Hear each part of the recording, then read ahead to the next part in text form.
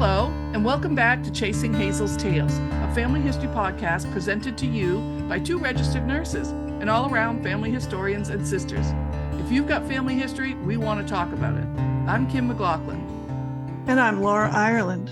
Today we're going to cover Carl Laing, the best way we know how, through some of the things he saved. And these are things he saved his whole life, and apparently for us to discover. Yeah. Do you think he saved everything in case he found his biological family? I'm just thinking, what would make someone save all this stuff? I don't know, and I'm wondering how he saved, how is that stuff not all moldy? Some of the letters were kind of old and not in very good repair, as far as and they might have been some mold. Because some of those things were 80, 90 years old when he died, and Kathy took possession of them, and I just can't imagine that they stayed so well for so long, but they did. They did. I mean, we've got all the legible proof right here. Yeah. They're still fine. I wonder what was lost. What else was there? There may have been some things lost. I don't know, but I wonder. And was he proud, or what? Did he want people to know this story? He was such a quiet man, very rarely one to just sit down and tell you a big old story. He just didn't do that because, Hattie wouldn't let him. But that's true. That's true. And there were some of the family stories contained in those letters. So right. maybe that was part of his game plan, or maybe he just he just felt there was value in saving all the family correspondence. And I don't know. Hard. Yeah, we can only speculate, I guess. Right. But we're lucky. We're lucky that he did. And very lucky, because we've had quite the time of it uncovering all of this mystery and finding out secrets we didn't know. And that would have helped if we'd known it. It would have been nice to know a lot of this earlier on. But nonetheless, here it is. And, we had time in this point in our lives and able to do all this. But it's been awesome, and we're very thankful for Carl, and I know many people are. But so first thing I want, we're just going to go over some things that we found in his stuff that just says a lot about him. First off, we have his adoption certificate, where Roscoe and Georgia Laing of Enfield, Maine, adopt Carl. And so he was born on July 31st, 1912. But he wasn't officially adopted until November 17, 1920. So he was already 8 years old when he was adopted.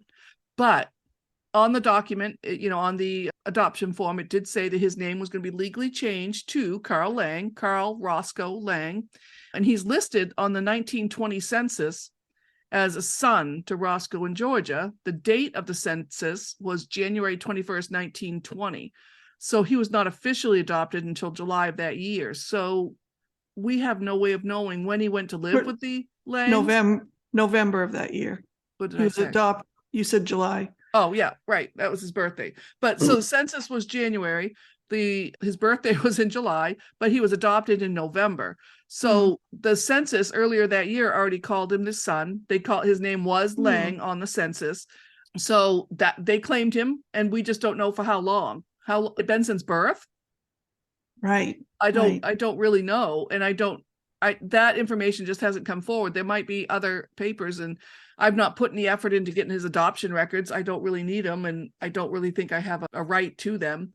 But as genealogically, it's interesting, but I don't think we could get them. But anyway, little 2-year-old Carl was too young to save his own stuff. You're right. If he could have tucked those little papers away in his little shirt pocket, he would. He would have had a little briefcase. He's 2 years old. That's right. That's right. Give me all your papers. I will save them.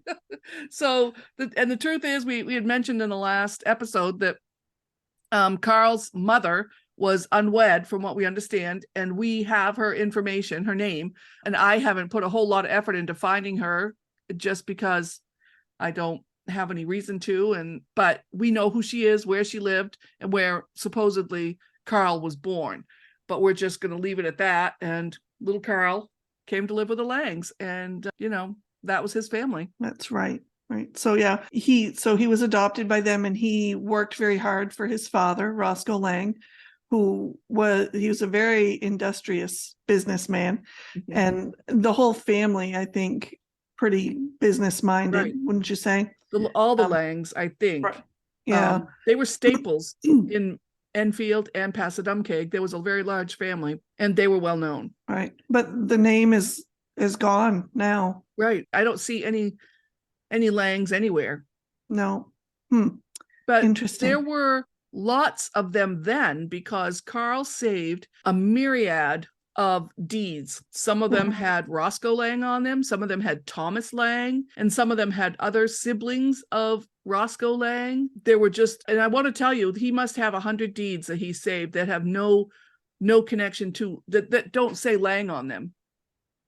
Why would he have these? Yeah, no idea. I looked through them last night and I'm thinking, look at all these deeds, and some of them are quite old, and I just don't understand why, unless Roscoe was some sort of dealer or some sort of realtor in his spare time, hooking people up. But he just knew everybody, and I think in all of his business dealings, he just connected with a lot of people. Some role in the town as the person who is the keeper of the deeds.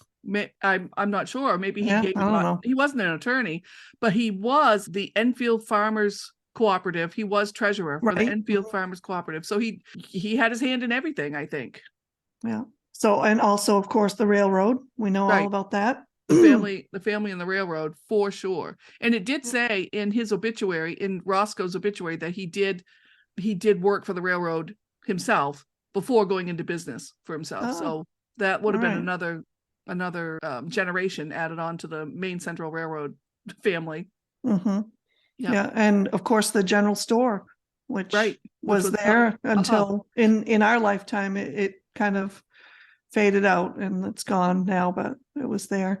So Carl also helped his mother, who was postmistress in Enfield for many years, and he had a lot of responsibilities as he grew up, as many children did back in the day.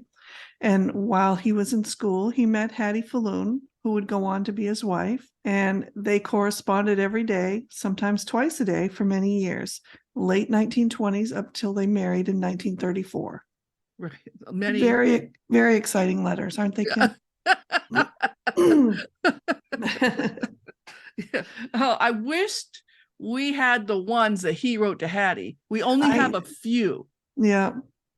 But you know what I noticed, that I only found one in the letters that I have that is written from him to her, and it's very much in the same style. And it's later, of course, it's after they're married, and it's all very, oh, hon, gee, I wish this and that. And, it's the same style. And, I guess that was their love language or whatever, the way they communicated.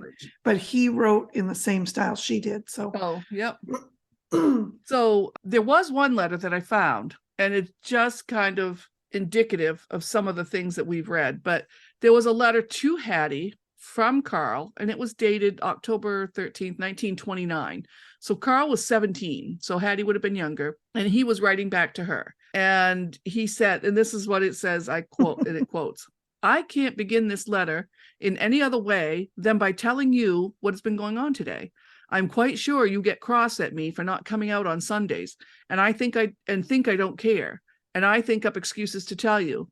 But I don't know how to tell you that I don't think up excuses."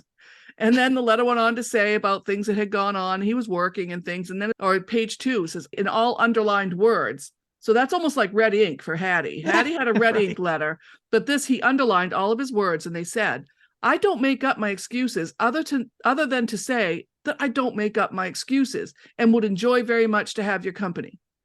So I just think he's saying, enough. I don't know how to tell you anymore that things happen, and I can't sometimes come out on Sundays. And I think as a teenager, he knew what she was like, and he went for it. So, and they had a very long marriage. So, very long. How long? 70 years? 70 some. Yep. 70 years or more. So this was from, isn't that amazing that they know each other from 15 years old till they're 90 in their 90s, that they are a unit until their 90s. It's amazing. That's where I'm headed. Yeah, very good. I know. We'll celebrate.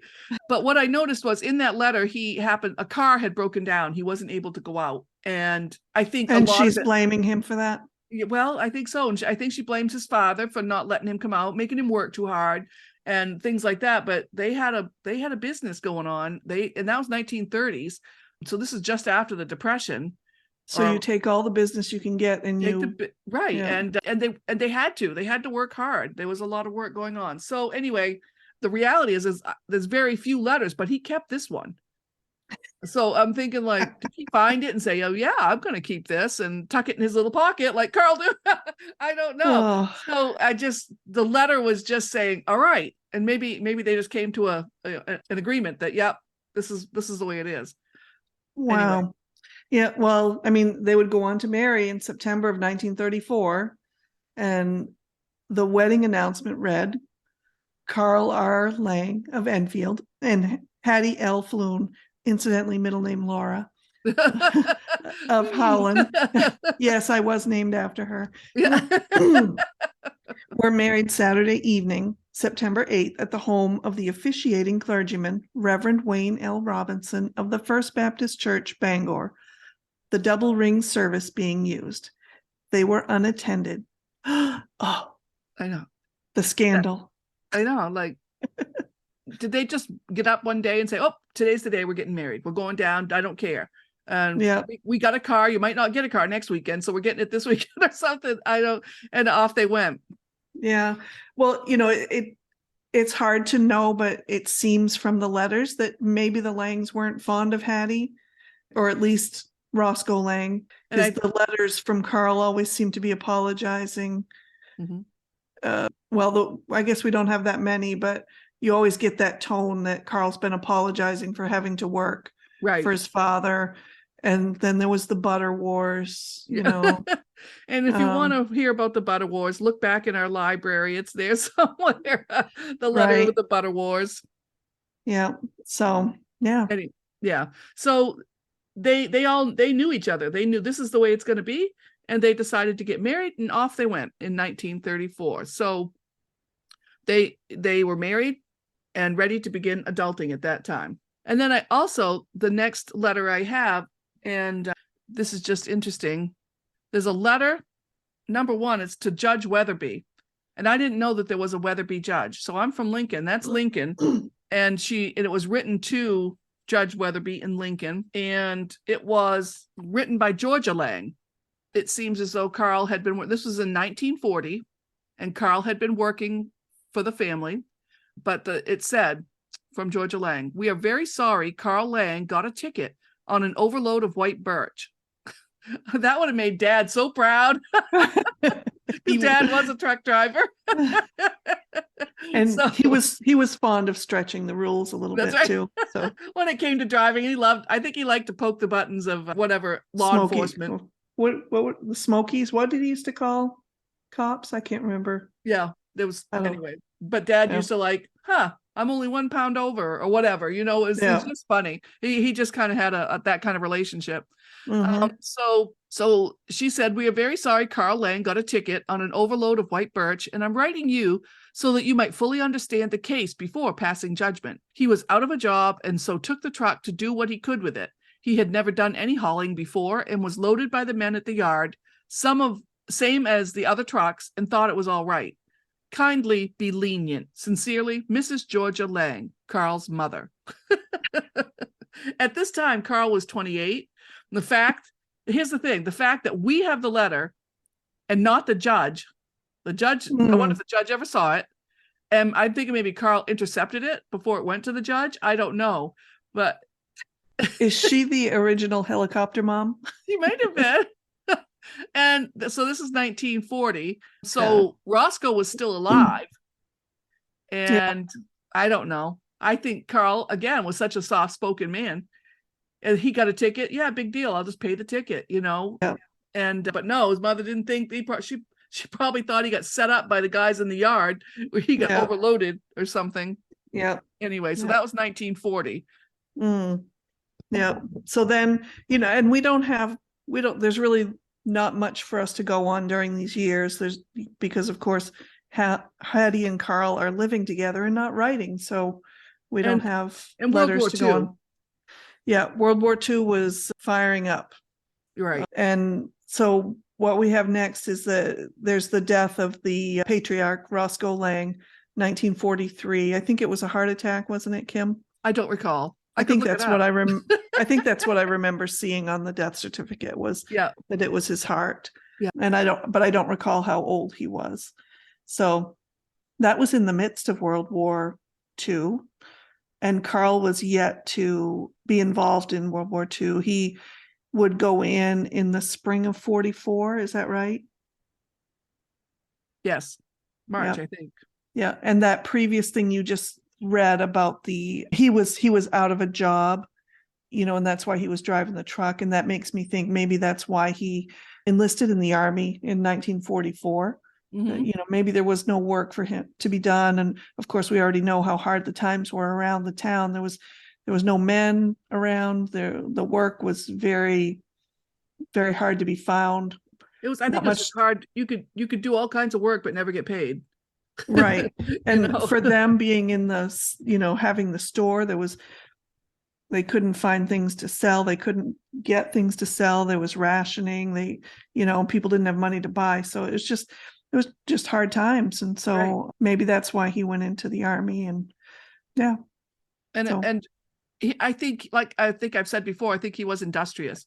He wasn't one to just sit around. And I'm pretty sure he had a young wife and they had a family. I mean, they had a life that they wanted to start. So I'm looking for a job. I'm looking to make money. And and that was 10 years into their marriage too. And because in my mind, when I first heard that, I just thought it didn't make sense. I was like, well, his father just died. His mother is elderly and his sister is very, very ill with cancer. It doesn't seem like a great time to enlist in the Army, but if there's no work to be had and no money, then it probably does. Yeah, that might be the only thing that does make sense. So of course we know that then Hazel goes on to die in 1946. That's after he gets home. Right. Yes. But a few details about when he was in the Army. He did receive the Purple Heart. Right. He was, some details about that, don't you, Kim? Well, I just have the details of his hospital admission card that I found on Ancestry.com. It says that he was 32 when he went into the hospital, which was the portable surgical evacuation or convalescent hospital for the infantry. So he was admitted to the hospital March 1945 and discharged in April of 1945. That's all it says. And his diagnosis was wounds perforating with no nerve or artery involvement. And he was a battle casualty, injury type 2. And so these just go on to say the closure of the wound and everything. So it's kind of, his little card from when he was in there.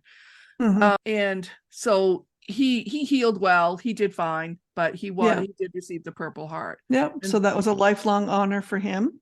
Right. And he had it on his license plate. That was at the end of the war. And so the Purple Heart was issued, which is lovely. And he healed and went home.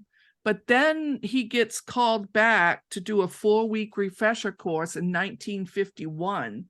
So he's still able-bodied. And I'm not sure exactly his age, but they wanted him, I think, to be ready to go to Korea if they needed. He was almost 40, I think, right? Yeah. 51. 52, he would have been 40. Right. Yeah. So he was called back, and I don't think Hattie was very happy with that. Which everybody's been through a lot, and I totally get it. So I think he was supposed to be going to Korea. So upon his arrival to Fort Campbell, Kentucky, for a 4-week refresher course, his mother, and what Hattie called it in the letter was she suffered a shock.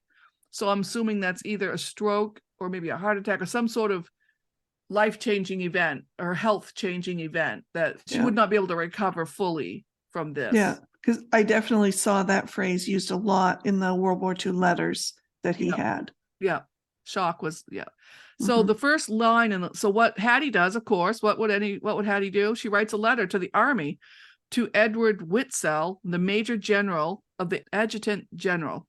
So there you go to the top. Oh, that's right. And her first line says, I would like to ask if it is custom of the Army to send men into combat with 1 week of refresher training.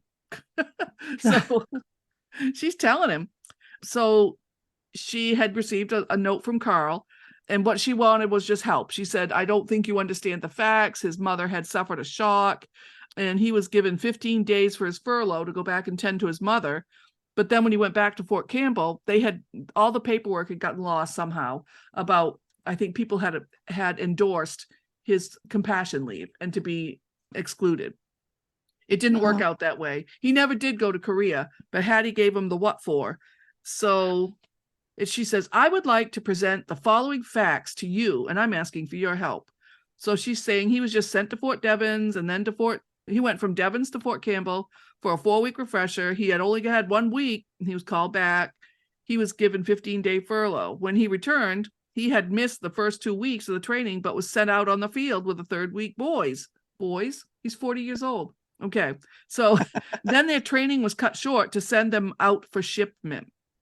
So he never did. I don't think he ever did go, but she goes on to list all the papers and all the notarizations and everything that she had sent.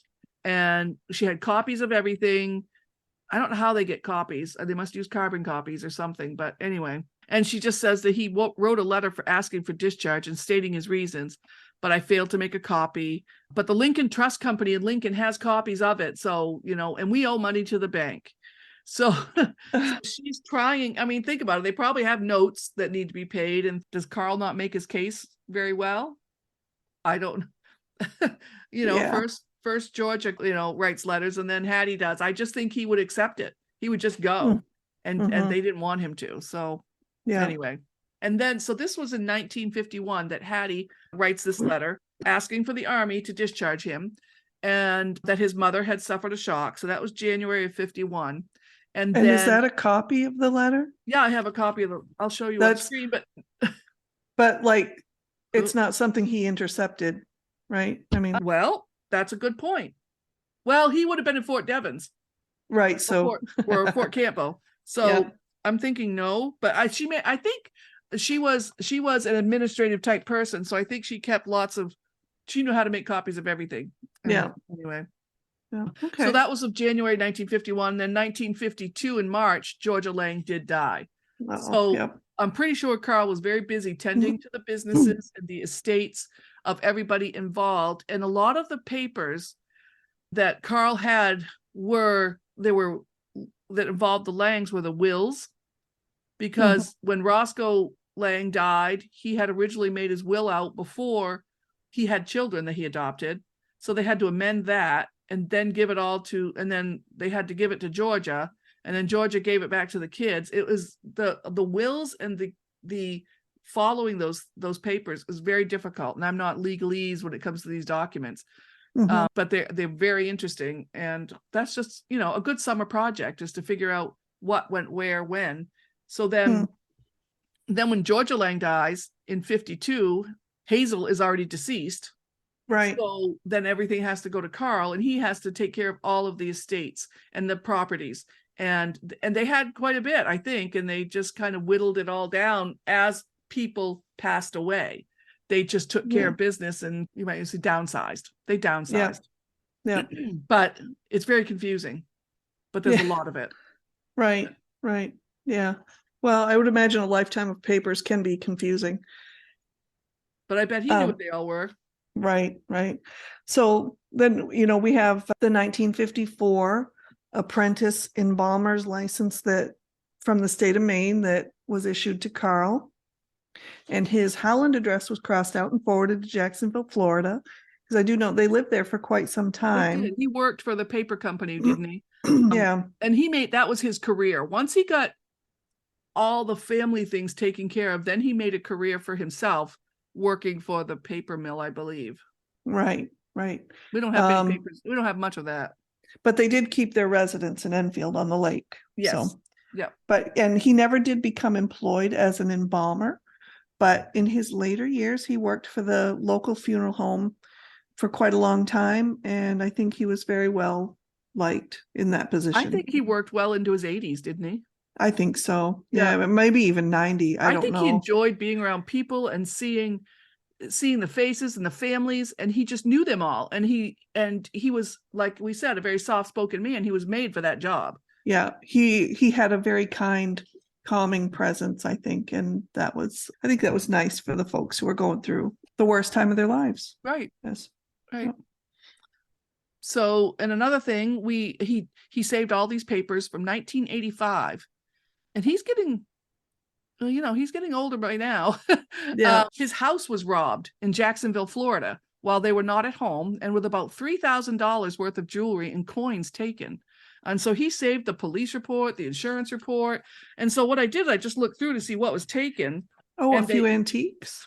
What's that? It says a few antiques were taken. Well, it's saying it was an antique jewelry. Oh. So they did have, it's about $3,000 worth of things stolen. And the things included were a coral ring with rubies, a coral necklace, black onyx ring, topaz rings, 10 silver dollars.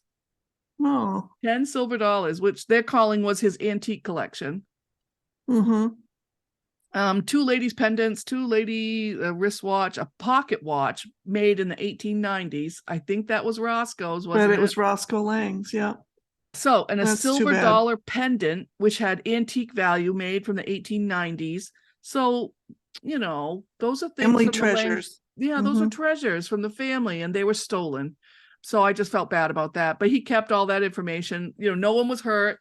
They got in through the front door. They banged the door down and stole the jewelry and coins. Anyway, I felt bad about that.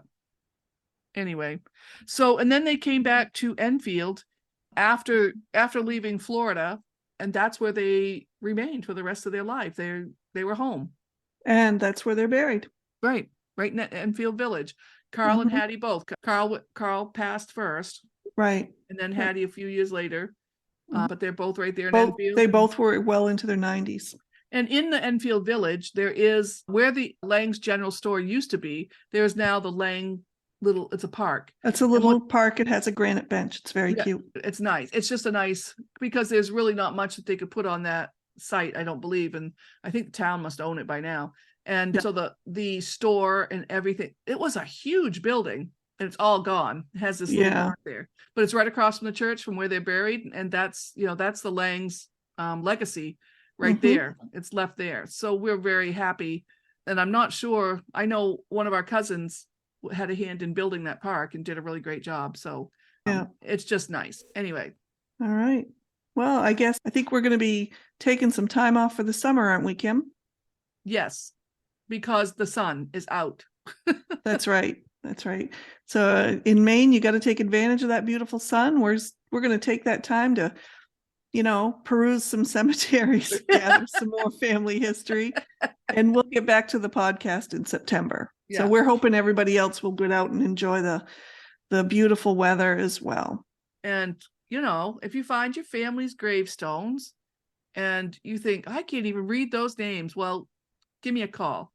Give us a shout. Because we know how to clean gravestones, and we've cleaned so many.